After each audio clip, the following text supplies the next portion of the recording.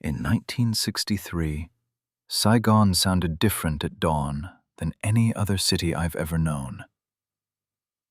Before the traffic, before the horns and the street vendors, there was this thin moment when you could hear the generators at the barracks, the clink of rifles being stacked, and the soft murmur of officers deciding what we were going to pretend the day was about. I was an ARVN captain then, infantry, with a company that spent more time guarding buildings than fighting Viet Cong. We wore uniforms for a war that always seemed to be happening somewhere else. Until it didn't. Most mornings were the same. I'd walk the line of trucks in our little motor pool, checking that the drivers weren't sleeping in the cabs, glancing at the tires, pretending that discipline still meant something. The men formed up in the courtyard, boots dusty, helmets hanging from their hands, rifles slung. Orders came down. Checkpoint at this intersection, 2 squads to guard that ministry, 1 platoon to sit outside a radio station like an honor guard with better ammunition. We called it showing presence. It meant standing in the sun and waving traffic through while the officers inside those buildings worried about which way the political wind was blowing. I had joined the army to fight communists. That's what they told us, at least. The enemy was in the jungles, in the paddies, in the shadows along the trails. But week after week, I found myself posted in front of other Vietnamese with uniforms and briefcases, watching our soldiers salute men in suits whose names changed more often than the slogans on the walls. The young ones in my company would ask when we were going out there, into the real war. I didn't have a good answer, so I told them what my majors had told me. We hold the capital, we hold the country. Without Saigon, there is nothing to fight for. It sounded true. Some days even I believed it. The hints of what was coming showed up in small ways first. 2 captains from another battalion would slip off to talk in a corner of the officers' mess, voices low, cigarettes burning down to paper while they stared at the ceiling. An old colonel, very loyal in public, would suddenly be transferred to a training post far from the city, no reason given.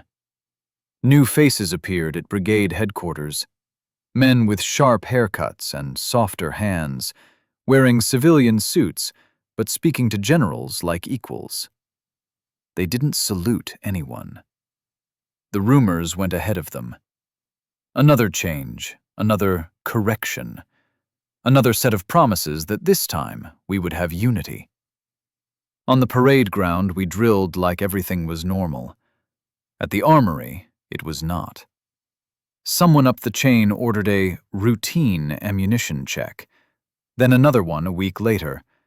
Then extra crates appeared with no explanation. Our trucks went on night movements for training, but nobody was practicing field maneuvers. They were practicing being in position. The radio traffic grew careful.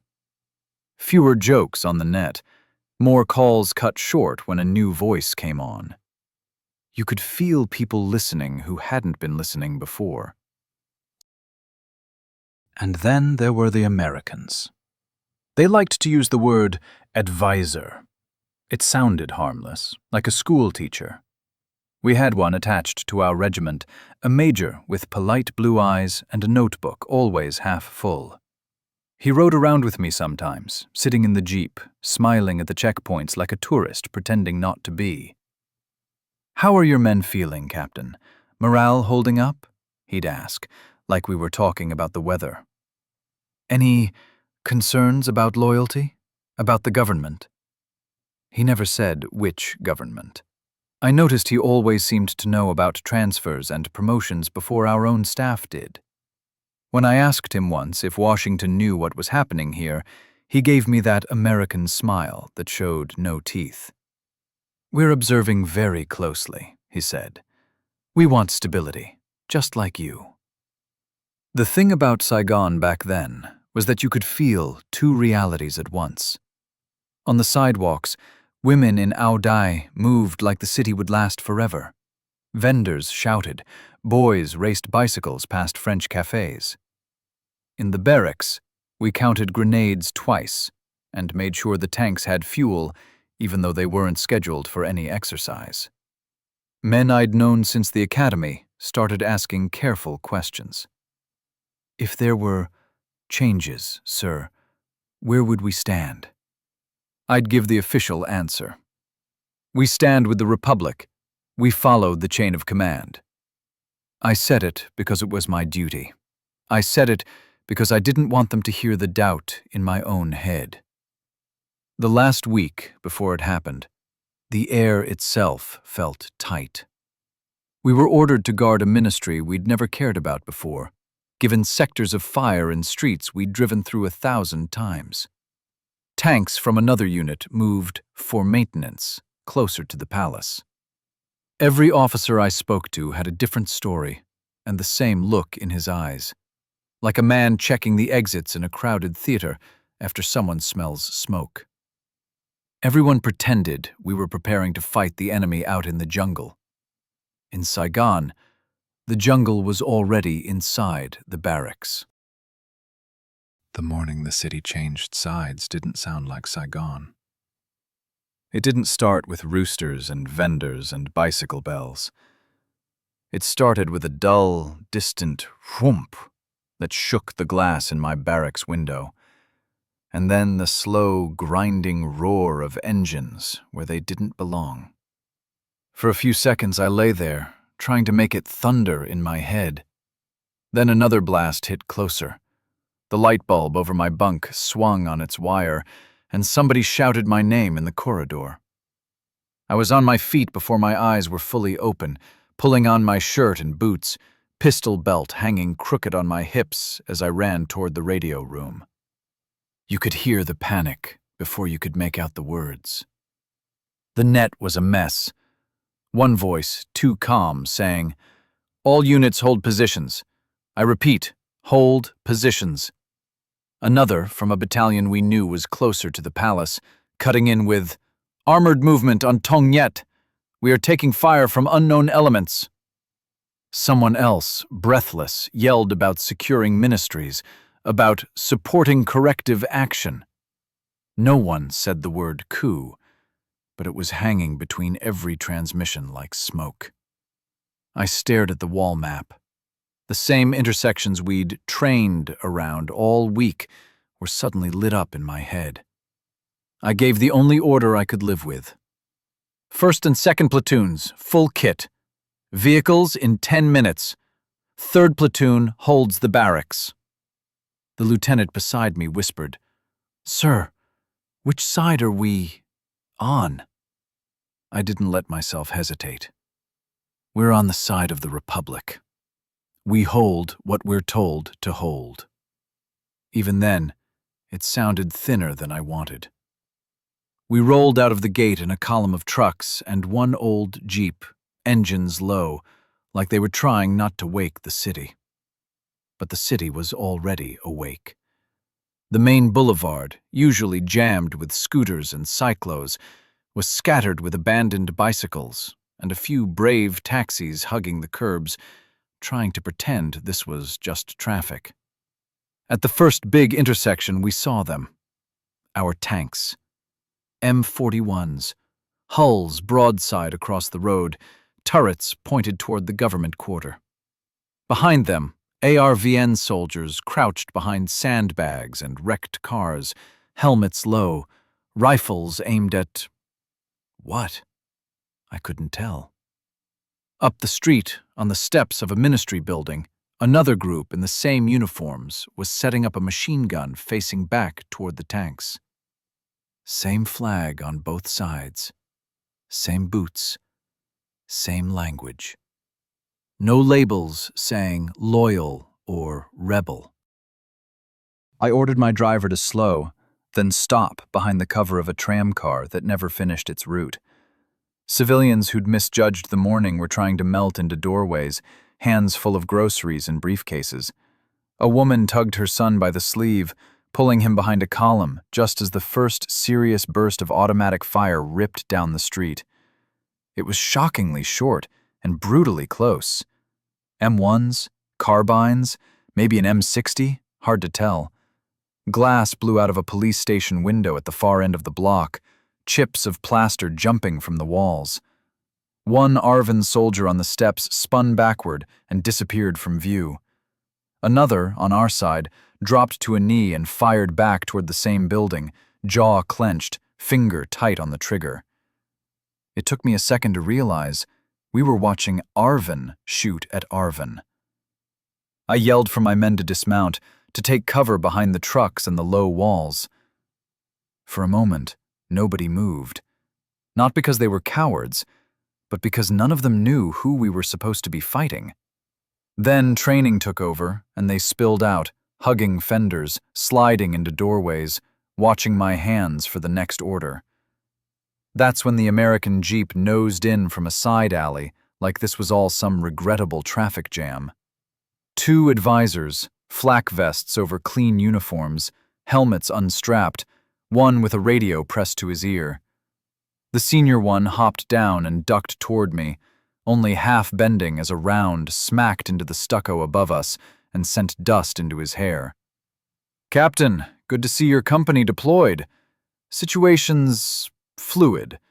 Recommend you avoid unnecessary involvement until things clarify." I stared at him. "My men are already under fire, Major. How much more involved do we need to be?" He gave me that small American smile that never reached his eyes. "Return fire only if directly threatened. We don't want friendly units engaging each other more than they already are." I looked from him to the tanks, to the ministry, to the police station with our flags still flying over the roofline. That morning, for the first time, it felt like the war I'd trained for had finally arrived. But it hadn't come from the jungle. It had come from our own streets. And the only difference between traitor and patriot was which doorway your tank was parked in. By mid-morning, the gunfire had settled into an ugly rhythm. Short bursts, then silence, then another crack from somewhere just out of sight. I was still trying to work out who was shooting at whom when a staff car nosed through our rear, horn blaring like this was a traffic problem instead of a war. An ARVN colonel stepped out, cap straight, pistol on his hip, two aides with folders under their arms. He didn't bother with greetings. He jabbed a finger at my city map. "Captain, you will move your company to secure the approach to the national radio. Loyal forces are in control there. You hold this intersection. No one passes without your authorization." I said, "Yes, sir," because that's what you say to a colonel in the middle of a coup, then watched his car disappear toward the palace in a haze of exhaust and dust. I was still folding the map when another vehicle arrived, a battered jeep with no flag plates, just mud and dents. The major who climbed out was someone I knew from division, a man who had sat on my bunk more than once to drink tea and complain about politics.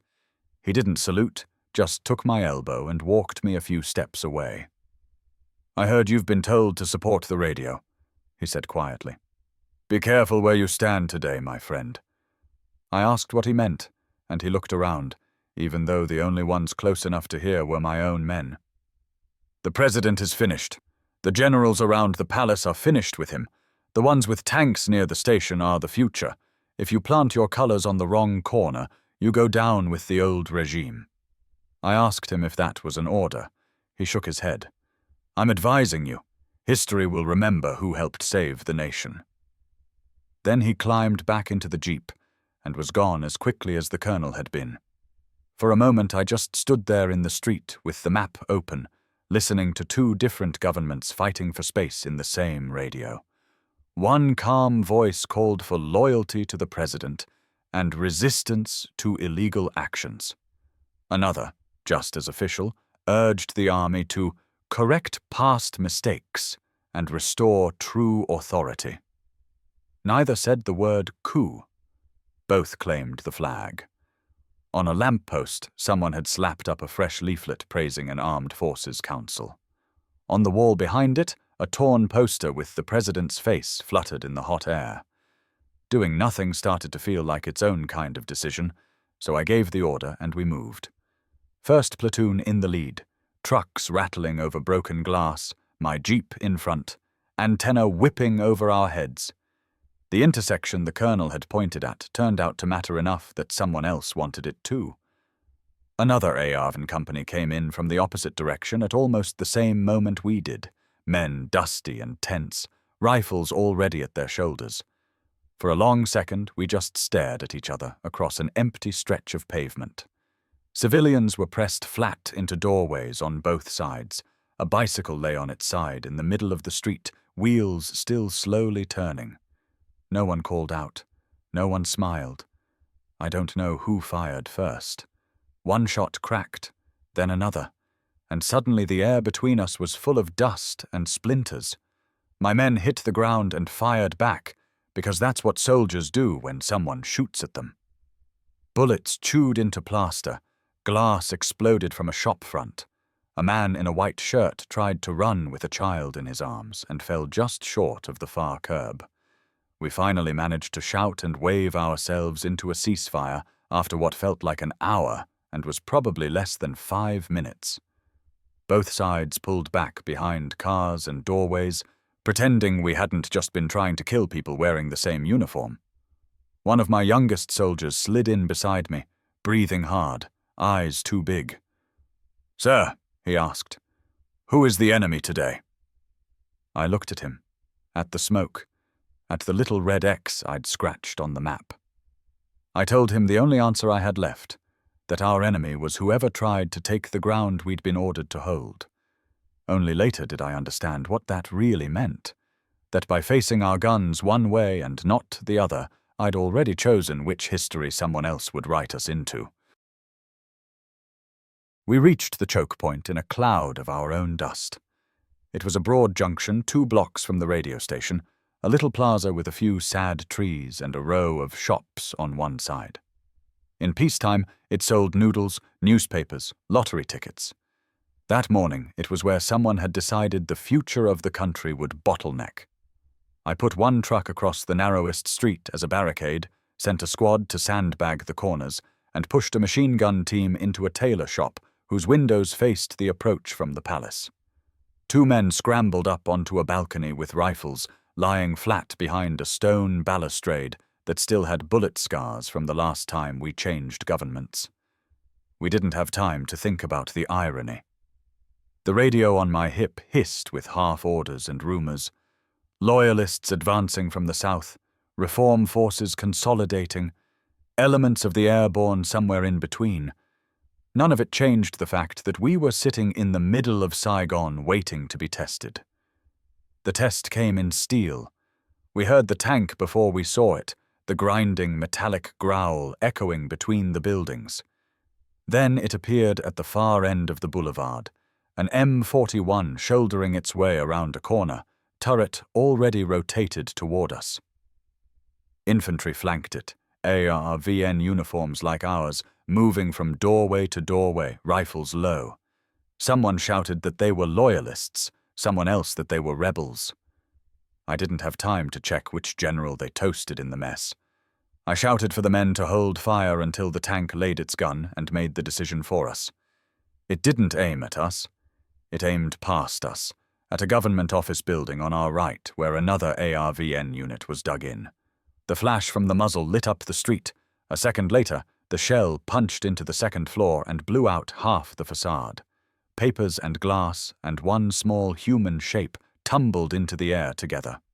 Our own flag hung over the doorway, just visible through the smoke.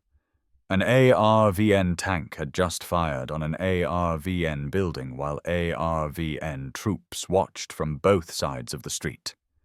Any last illusion about who we were fighting died with that shot. The firefight that followed was too fast and too close to feel like war the way we'd imagined it at the academy. It felt like a brawl in a crowded room. My machine gun hammered from the tailor shop, chewing chunks out of walls and pavement. The tank backed up, then lurched forward again, trying to angle its armor away from the side streets where someone was firing an M79. A bus, stupid or unlucky, blundered into the junction and stalled. Passengers poured out, tripping over each other as they dove behind our sandbags.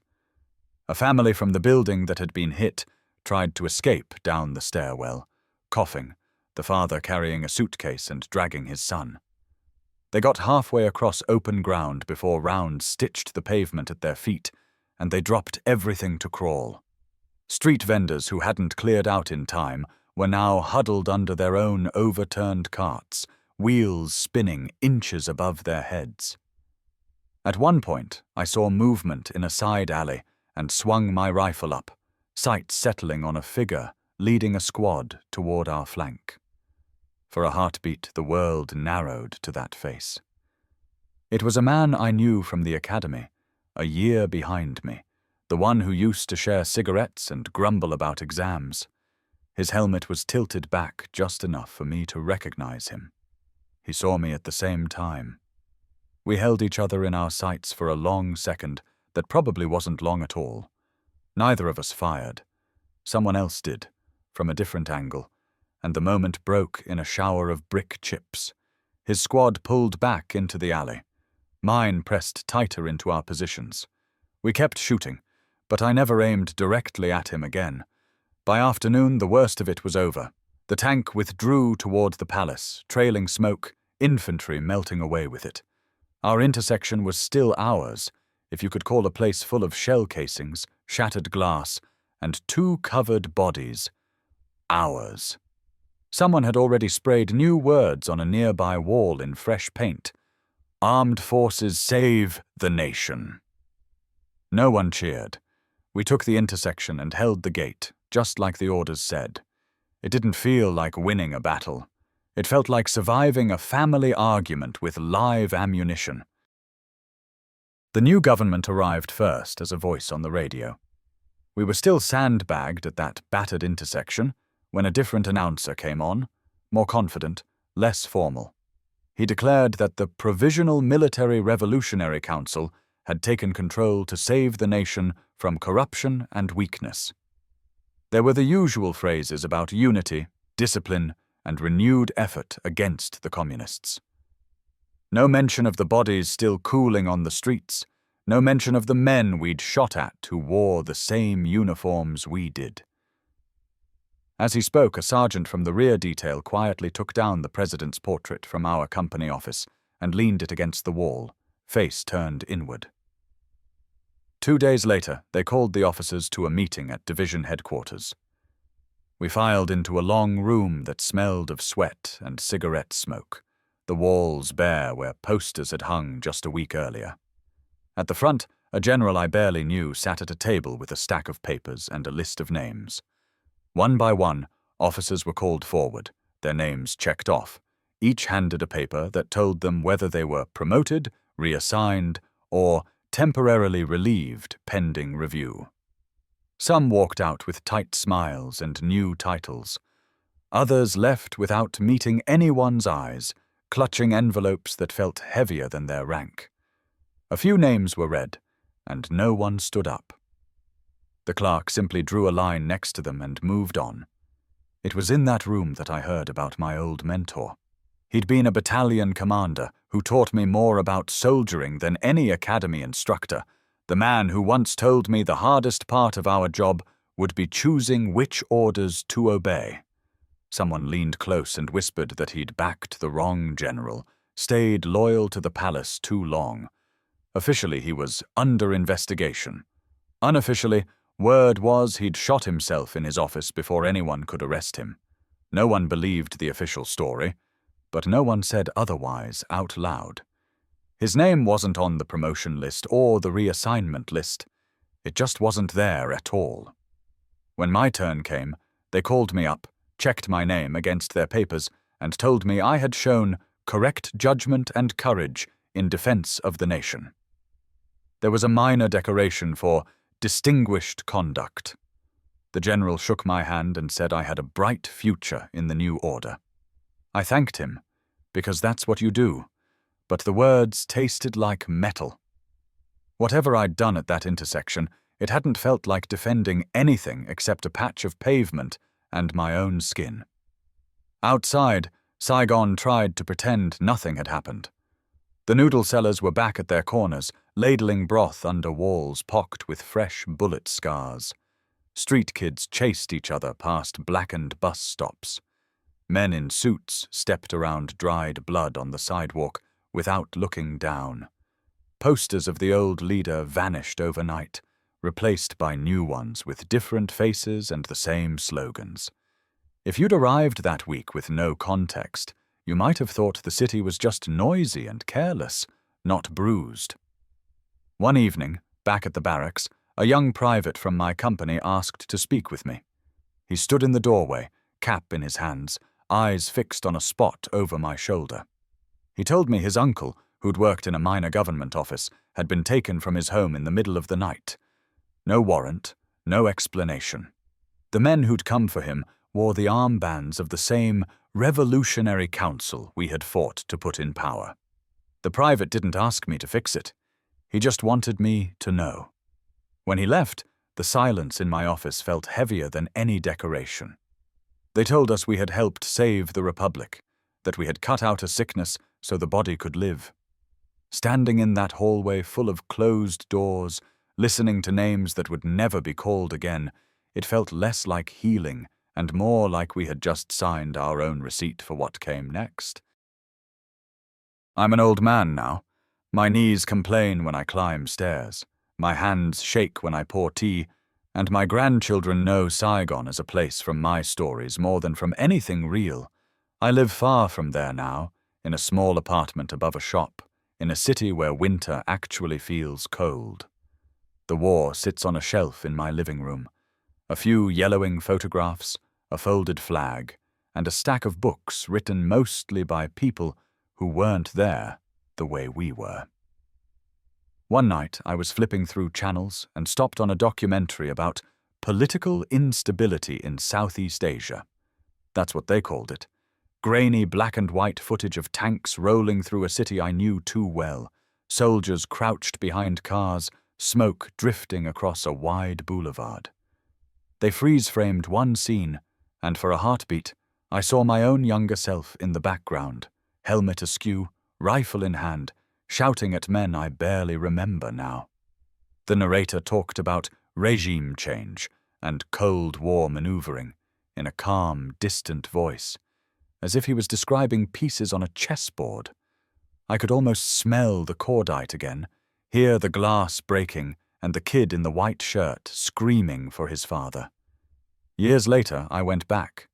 It took me a long time to decide to do it, longer to admit to myself that I wanted to see those streets again. Modern Ho Chi Minh City did its best to pretend it had never been Saigon. Motorbikes swarmed like fish in a river, neon signs fought with each other over the night, and tall glass buildings threw back the sun. The intersection where we had dug in that day was just another busy crossing now.